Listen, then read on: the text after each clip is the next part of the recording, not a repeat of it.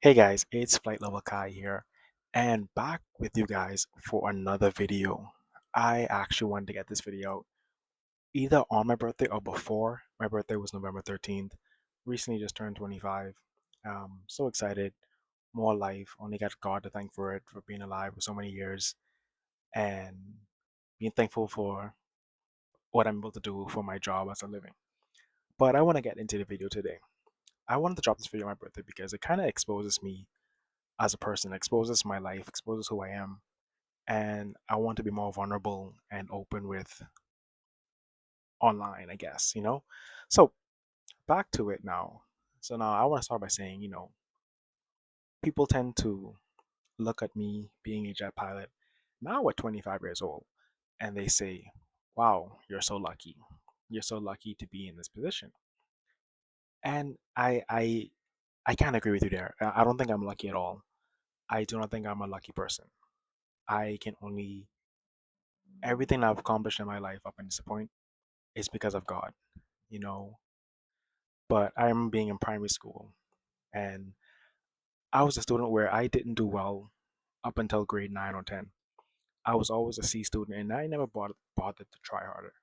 I was happy with the C's and occasional D's, and it didn't bother me. My mom would always be upset with me, and she would always preach and be like, "Hey, I know you're an A student, and you can do better than this." She never scolded me for it, but she was very patient, and I thank her for being so patient. She just kept telling me, "Hey, I know you have it in you. Do more, do better. I know I can get more out of you." And for some reason, I just never cared, and I never wanted to do better because I just never saw a point to it all. Being young, everyone's like, "Oh, you have to choose a career and everything," and I was like, it didn't make sense to me that I need to do that thing. So I remember at the end of grade 9, I tried because I had a few realizations. One being, no one's coming to save you. And I know that if I kept doing what I was doing, which is essentially nothing, I would have not been where I am today. I know that ultimately, for me to not struggle in this life, I would need to study and do well in school. I had the resources, I had it all in front of me. I just needed to convince myself that this is what I need to do. You know, the next realization was I knew that I wanted to be successful in life and make something of myself. This realization led me to know that I have to be my book studying to do well in school, and I have to. This is the path I want to take, and it also created like this fear within myself, a fear of failure. I fear that if I tried, I would still fail, which would make me not want to try at all.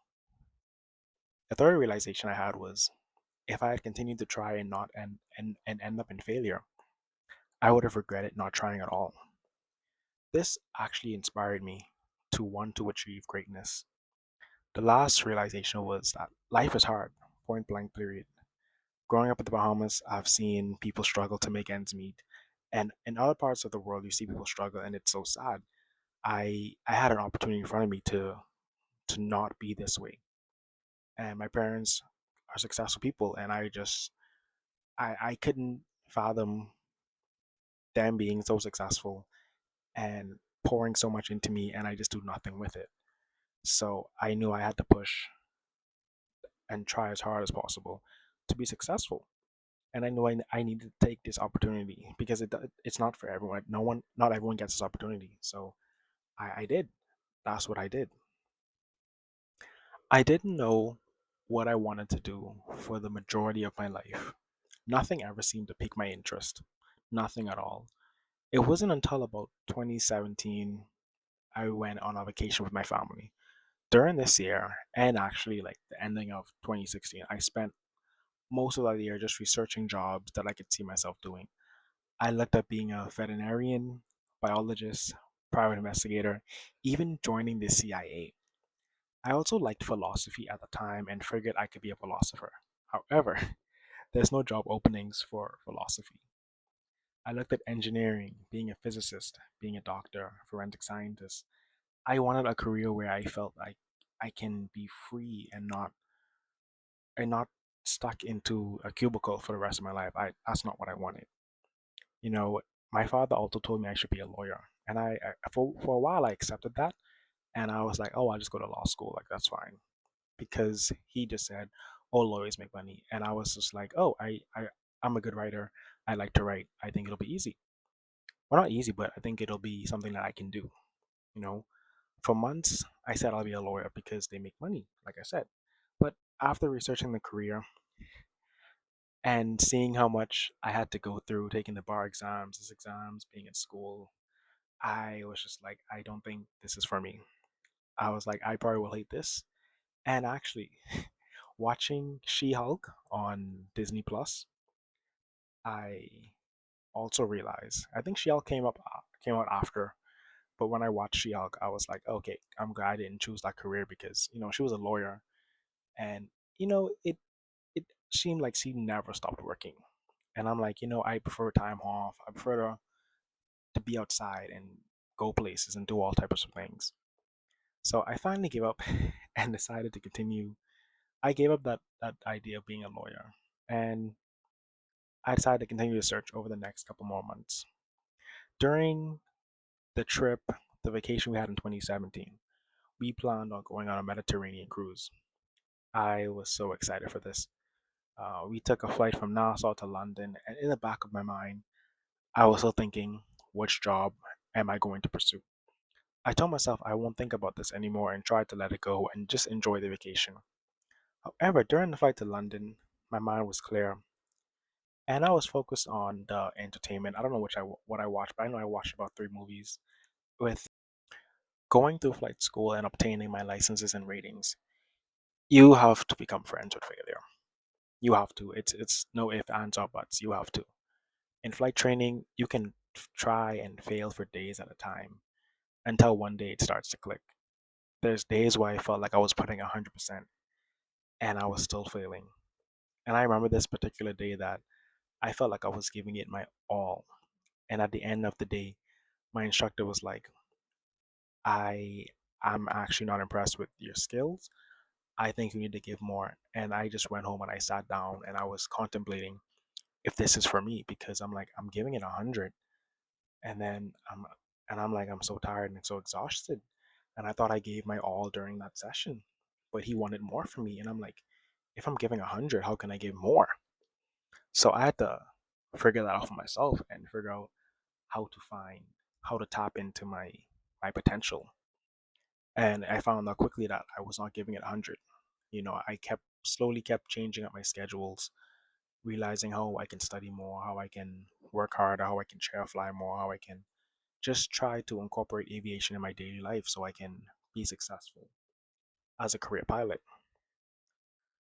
And there were so many hurdles that I had to face in flight school and that most people will probably face in flight school, and it's up to you to conquer it. It's you're in a battle of yourself. You're in a battle of yourself and in a battle of flight school. Like I don't think anyone. Well, some people may have more successful stories, but for me, I it was a lot of learning, a big learning curve for me. I had nobody in my family was in aviation. I know nothing about aviation. I just liked airplanes, and that was it. I liked it. I liked looking at them. I didn't know I could fly them. I just liked looking at them.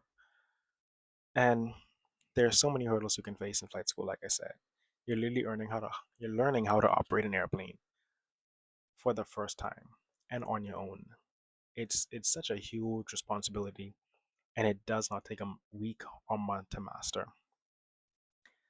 And I'm gonna go on a slight tangent here and say that when I see flight schools that offer 2 weeks for private pilot or even 1 month for PPL, I think it's a huge red flag. Just my opinion. Some of you may have gotten your PPL in 4 weeks' time, but I feel as though for the amount you have to learn and the skill you have to develop in 2 to 4 weeks, it's not nearly enough. And I'm not saying this in spite of me getting my PPL out of 140 hours. But I had other circumstances that happened. COVID happened. Um, switching flight schools 2 times, and it was just certain instructors not pushing you to go, not allowing you to progress on to the next level. I still think that 2 to 4 weeks is not enough. And even though it takes 40 hours to get your private, I know some people got it 40. That's great. Good for them. And I'm not downing them at all.